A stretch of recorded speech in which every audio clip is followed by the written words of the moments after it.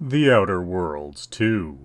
Released October of 2025. Available on PC, PlayStation, and Xbox. Retailing for $69.99. The Outer Worlds 2 is a sci-fi open-world RPG.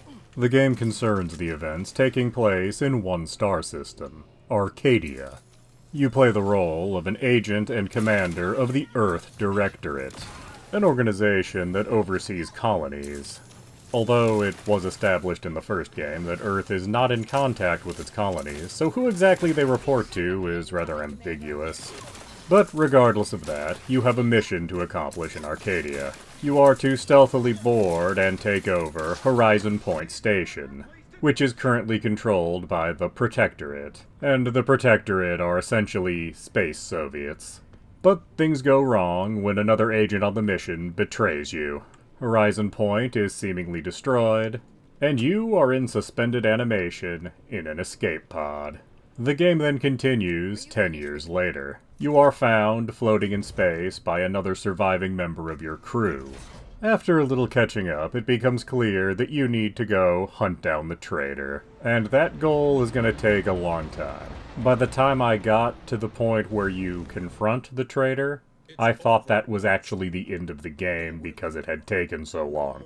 But that's not the end. It turns out that after you do that, you still have to save Arcadia, which is also going to take a while. During your time in Arcadia, there are a total of 4 factions to deal with. The Protectorate, who owned the space station at the beginning, which you cannot ally yourself with. As mentioned, they are space Soviets, and you have no choice but to be at odds with them. Although, strangely, you can recruit one member of their faction to your crew. Then you have the Order, and Auntie's Choice. You will need to ally with one of these factions, or make them come to terms. The Order are a cult-like group of scientists that believe with the right formula everything can be predicted. Auntie's Choice are super capitalists. They are exploitive and negligent to a comical degree. There is also a criminal organization you can ally yourself with, Sub Rosa. They don't really do much in terms of the story, but there are benefits to being on their good side. In fact, when it comes to the 3 factions that you can curry favor with, it's very difficult not to gain favor. You really have to go out of your way if you want to be seen in a negative light by any of them. As you level in the game, you will get 2 skill points for each level. You will also get a perk every other level. The level cap is 30, so there are a total of 60 skill points for you to distribute. And this is not a game that's going to be friendly to you if you try to evenly distribute those points. You will need to pick and be dedicated to a small number of skills. The maximum value for any skill is 20, so hypothetically you could max 3 skills at most. Interestingly, not all dialogue options are necessarily tied to your speech skill, and quests will often be completable in a number of different ways depending on what skills your character has. Like, you might need to repair something, which you could do with engineering, but you may be able to achieve the same result by using your hack skill on the computer that controls what you're trying to repair. Or possibly bypass the situation altogether with your observation skill. Or talk your way out of needing to do the repair to just get what you need from the person without fixing anything with your speech skill.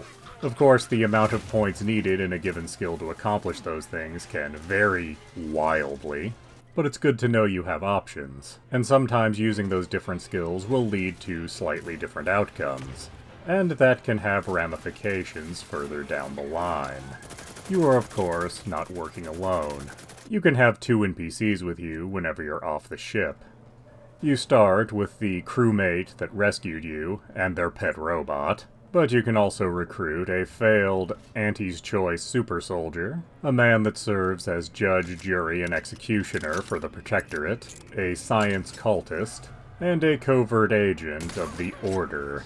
Other than your crewmate and his robot, all the other characters are fully optional. They are, however, worth recruiting, as they all have stories of their own, and having them with you at different events can greatly influence what happens. and sometimes they allow you to bypass a specific skill check. Although in my experience that was quite rare. Although it's fully possible, I just had the wrong characters with me. It's worth noting that this game very much rewards exploration. As firstly, there's a huge number of quests that you'll only find if you go off the beaten path just a little. And secondly, because there's information everywhere. On computers, sometimes you need to hack for it, or just left sitting out places. And it's really amazing how often that seemingly random and pointless piece of information can be used to change a situation later. And not just in minor ways, as you can talk your way out of every boss fight in this game. Doing so will require you to find the right pieces of information, and sometimes will require you to have the right skills. Doing that will of course spare the character you would have had to fight, and sometimes they show up later. Sometimes in a way beneficial to you, sometimes just as a humorous aside.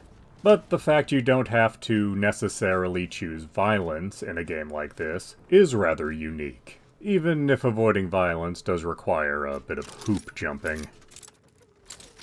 So is The Outer Worlds 2 worth your time and money?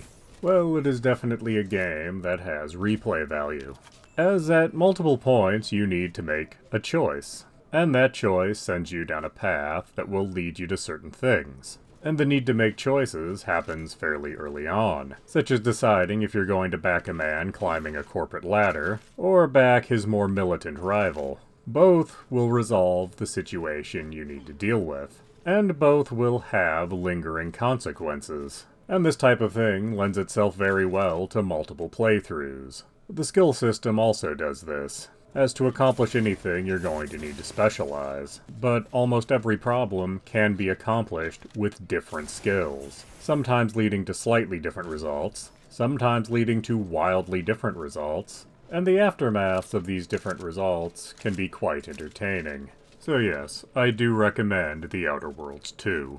I actually enjoyed it enough that I am interested in the 2 upcoming story DLC expansions. At the time of recording this, there is not a huge amount of information about those yet, but if a game is good enough to make you want more of it, it's clearly doing something right. And if you haven't played the first Outer Worlds game, don't worry about that too much. There are a few references here and there, but as it takes place in an entirely different solar system, the events of the first game do not have a huge bearing on what's happening in this game.